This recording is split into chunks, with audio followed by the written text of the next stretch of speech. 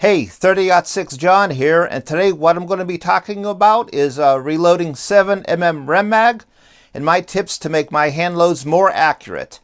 Also, I'm starting to use this Hornady Concentricity tool. It's been working out pretty good. A few things I have to learn about it yet. Stay tuned and I hope you enjoyed the video. Yeah, I got this Ruger American 7mm Rem Mag here, about 2 years ago. I've been shooting it off and on, but I never really got serious about making it into a real accurate rifle. And I decided to turn this into my new caribou rifle. And one of the first things I did was to replace the scope. The first scope I had on that rifle was this Burris Full Field 4. I just didn't have a lot of warm and fuzzies with it. So I got this Leopold. It's a VX3 HD. 4.5 to 14. Let me get the box here. 1 inch. It's just a duplex reticle.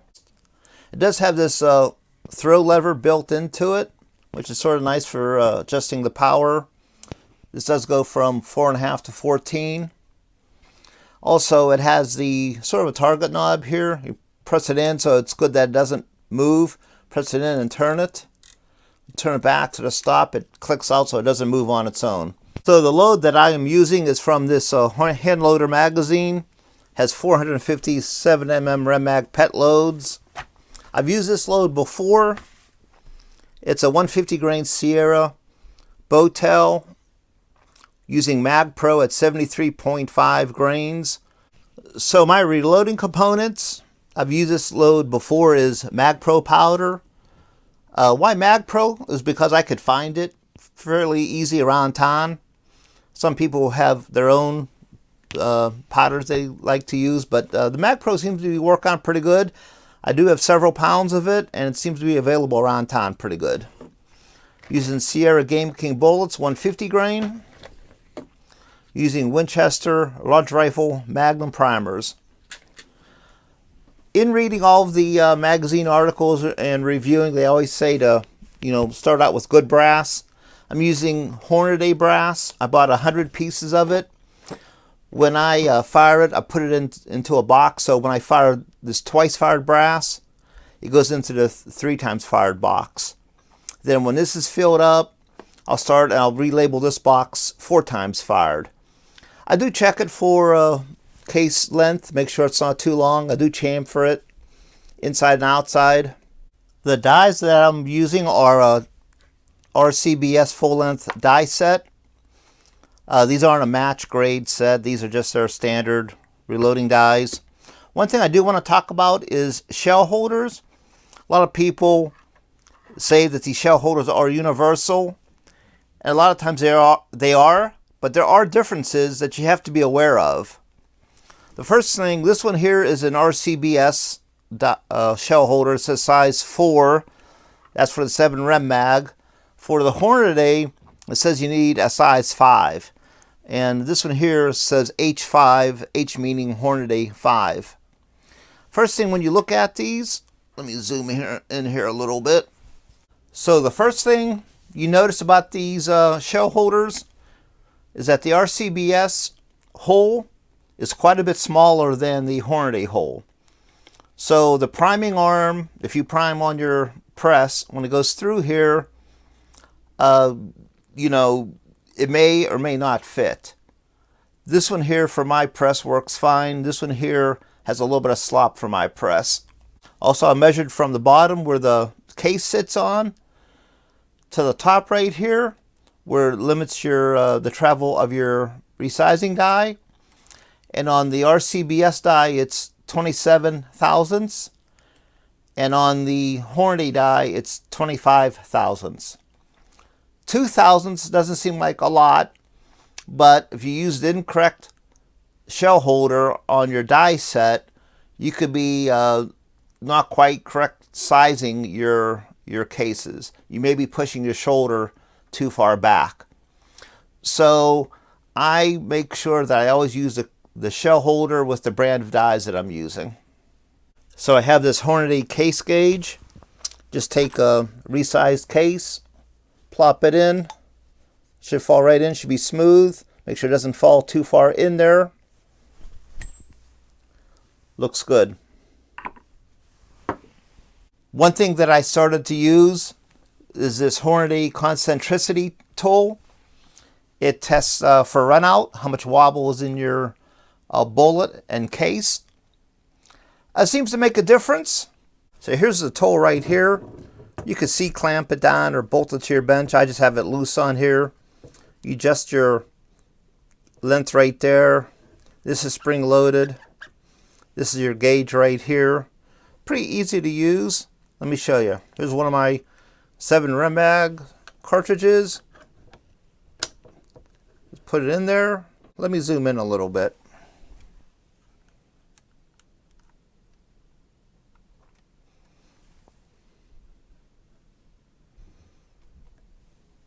Try this again, zoomed in.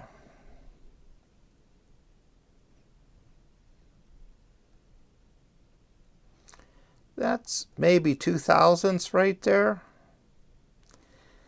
Pretty good considering this is just a standard RCBS dies. I'm using an old Pacific single stage press I've had for almost 50 years.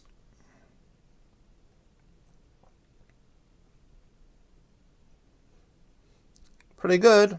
Let's check another one. Let's see how this one works.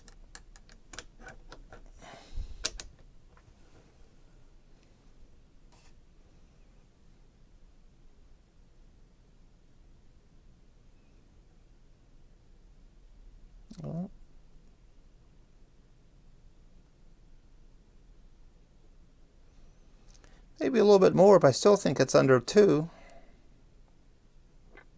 Maybe 2. Something there bumping that thing up a little bit, just jumps up there. So these are my reloads, and seems like most of my run out is running right around 2. Now as a comparison, I'm going to check this 7.62 by 51 ammunition. It's your generic American Eagle ammunition, military grade. Let's check the run out on these and see how it looks. Oh, I do have to readjust the press here a little bit. Let me do that. All right, I readjusted the tester here. Let's see, check this Federal 7.62 by 51, see how it looks. The dial here rotates so you can zero it. Okay. Let's see what it looks like here. Oh, there we go. That's 2, 3, 4.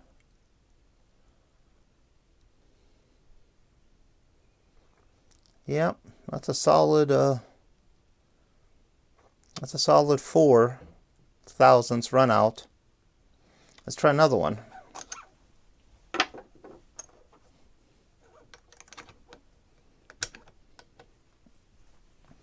Readjust the dial a little bit and see what it looks like here.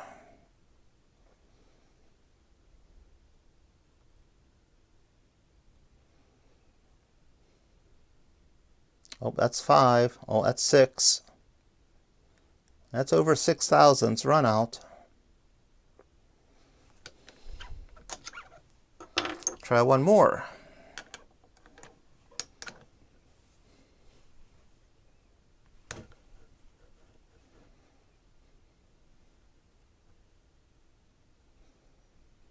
Two. Oh, that's only about 2.5 on this one.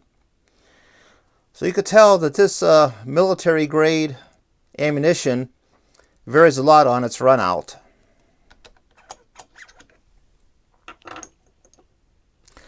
Now it says here, let me slide this back here, that you could cancel the run out by screwing it in and tweaking the bullet seating into the case a little bit. I tried that with this military ammunition, this stuff here. It didn't really make an improvement, actually made it shoot a little bit worse, so I haven't figured that out yet. Now one thing about this tool here is that you just can't test your brass. A lot of the other tools from Sinclair or RCBS you roll the case on some rollers, and the dowel sits. You can put it right on the neck and measure the run out there. You can't do this on this tool. You can only measure loaded ammunition. So after I started measuring for run out on my hand loads, start shooting at 100 yards. My first 3 shots was 1 1/8. My following shot I don't really count. The run out was about 4 thousandths. I was still learning how to use this tool. Then I segregated the ammunition. So these loads were 2 thousandths run out. I shot a nice 3/4 inch group right there. So I went back and loaded up some more ammunition. Shot a little bit better. Like I said, I was getting better using the tool. And the run out on these was about 2 thousandths. My 2 following shots were right there. I had a 4 shot, just under an inch, 7/8 of an inch.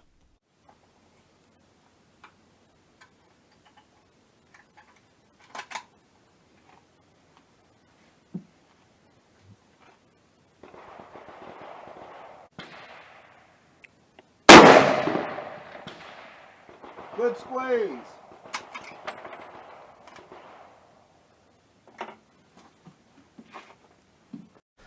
And one thing I found out was that if I seated my bullets just a little bit deeper, instead of 3.29, go to 3.27. Now, even though it's further away from the rifling, it seems to reduce my run out more. So I did that, and I shot it at 325 yards. I shot a very nice tight group here. Like I said, the run out was 2 thousandths or less. 5-shot group of 2 1/4 inches. That actually meets my goal of better than a 3/4 MOA at 325 yards. I had one round, for some reason the run out was about 5 thousandths. When I shot that one there, it shot way off to the side. So measuring the run out and segregating the bullets, grouping the bullets by the minimal run out seems to make a difference. I did chronograph the velocity. The bullet's a little bit deeper in the gun, so I get a little bit more velocity, a little bit higher pressure. 3,140 feet per second. So that's zipping along there pretty good. I might actually back this charge down to 73.0 grains of Mag Pro. So after I got this information, I created a drop table with the velocity and the ballistic coefficient of this bullet. Went to Hornady.com. They have a ballistic calculator there. In it, you could see the chart trajectory. At 100 yards, I'll be 2.3 inches high. At 325 yards, I'll be 5.3 inches low. That's pretty close to my 300 Remington Ultra Mag load. And when I look at this load right here, I am just a little bit high. So might have to tweak it, maybe 1 click down, maybe 1 click to the left, but it's pretty close. Well, it looks like that the Hornady Concentricity tester works pretty good. Still have to do some more work on it and trying to straighten out the ammunition with this little screw here. But last time I tried it didn't work out too good, but it definitely makes a difference. You can definitely sort out your ammunition and pick out the accurate loads. That's all that I have for today, everyone. I hope you enjoyed the video. Please click on the subscribe button if you haven't already. Thanks everyone for watching. Have a nice day and stay safe.